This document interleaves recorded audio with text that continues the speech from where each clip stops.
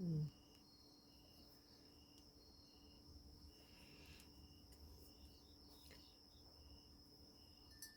빨간불 벌써 들어왔네.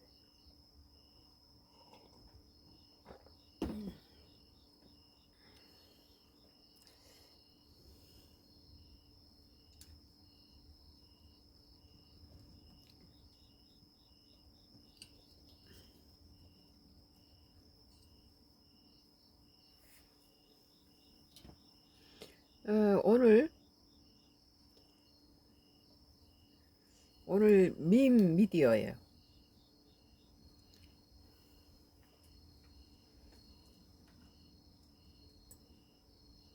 밈 미디어 2025년 9월 23일자 기사인데요.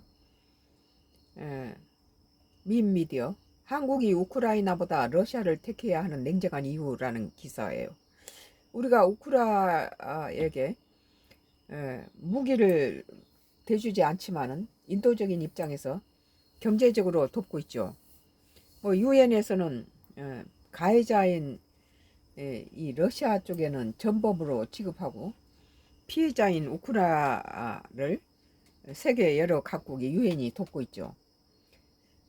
그러나 푸틴이 만약에 한국이 우크라이나에게 전쟁 무기를 갖다가 제공할 경우에 한국을 공격할 것이다 이런 식으로 협박을 했는데, 하여튼 우리나라는 인도적인 입장에서 생필품이라든지 또는 경제적인 돈을 우크라이나를 도왔어요. 무기는 뭐 무기가 다른 주변 국가들이 사서 우크라이나에 주는 거야 우리는 할 수 없지만.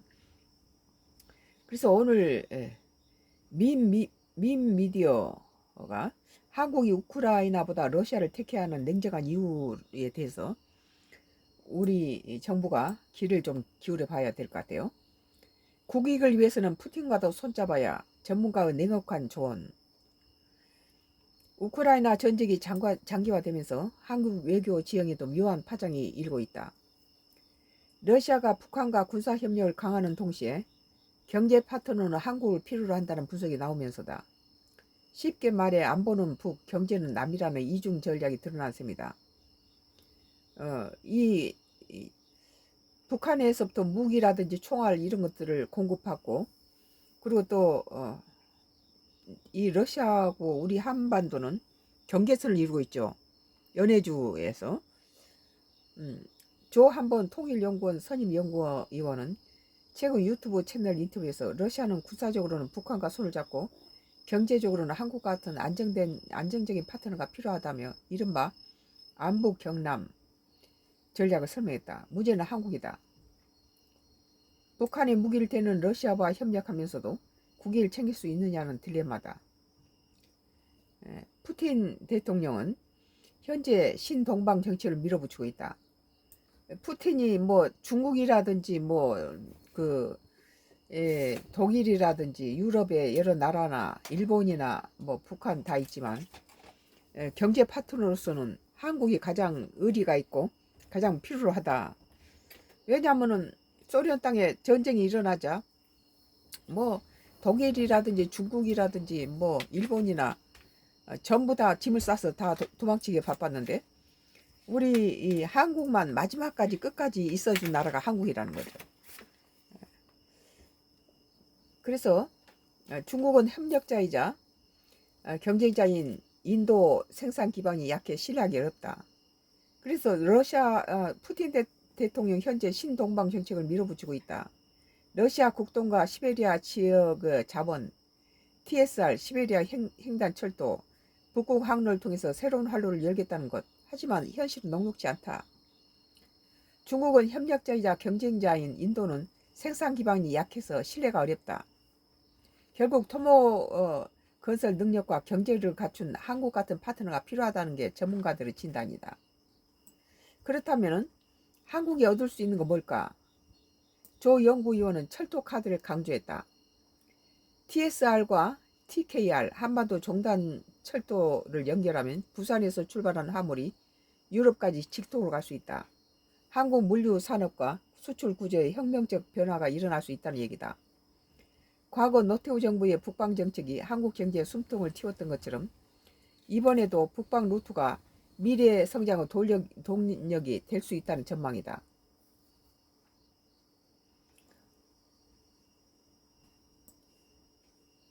흥미로운 건 전후 재건 시장이다. 한국 사회에서는 우크라이나 재건 사업 참여의 기대가 크지만 조 연구원의 시각은 달랐다.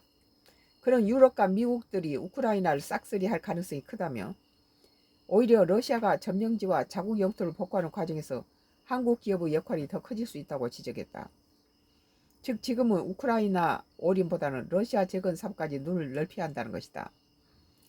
이 우크라를 가지고 나눠 먹기를 하는 것은 서방 EU 라든지 나토라든지 미국이라든지 뭐 일본 뭐 여러 가지 그 참여 우크라이나에 참여했던 나라들이 거기에 이제 그 눈을 주목하고 있죠. 문제는 안보 리스크다. 러시아가 북한에 무기를 대고 한국 러시아와 경제협력을 하겠다고 나서는 모순적 구도가 발생할 수 있다. 조 연구위원은 이 부분을 피하지는 않았다. 그는 한국은 러시아에 분명히 경고해야 한다. 북한에 대한 군사적 지원이 한국 안보에 직접적인 위협이 된다는 점을 강조하면서도 경제협력 문을 열어두는 방식이 필요하다고 말했다. 결국 답은 냉정한 현실주의다.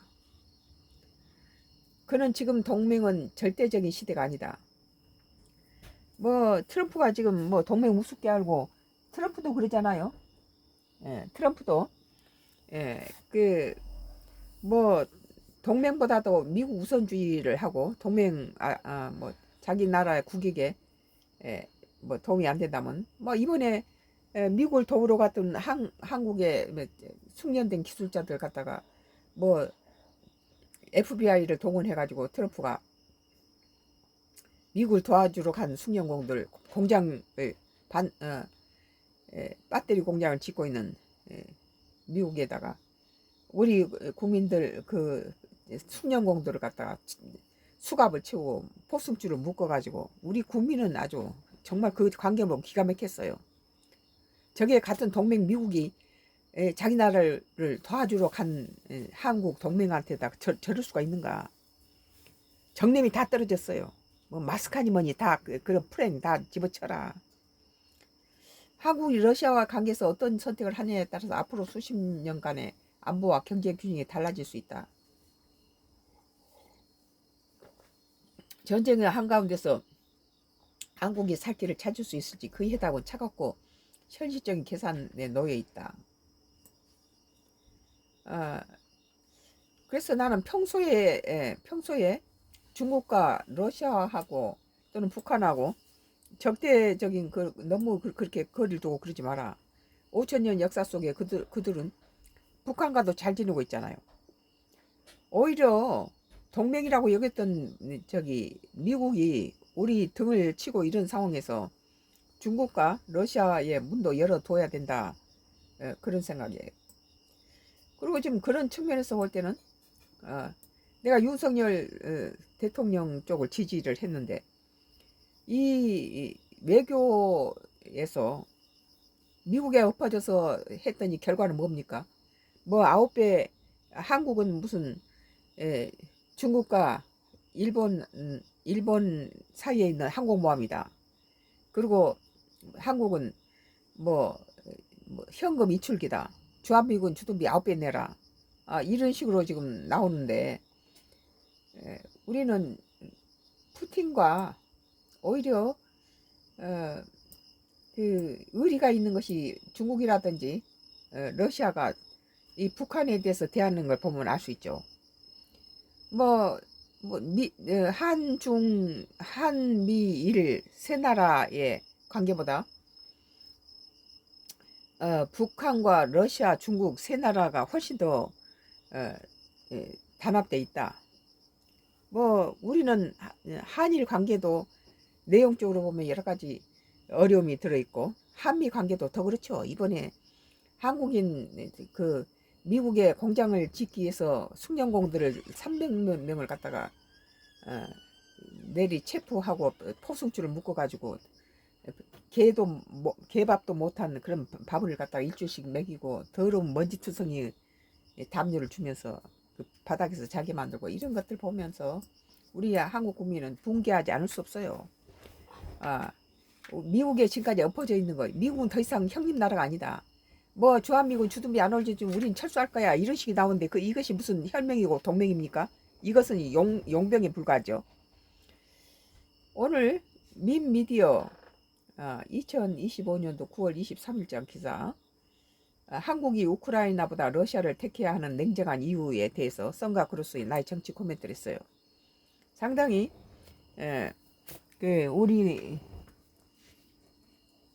상당히 우리나라가 주목해서 심사숙고해봐야 될 그런 부분인 것 같아요. 썬가 크루스의 나의 정치 코멘트는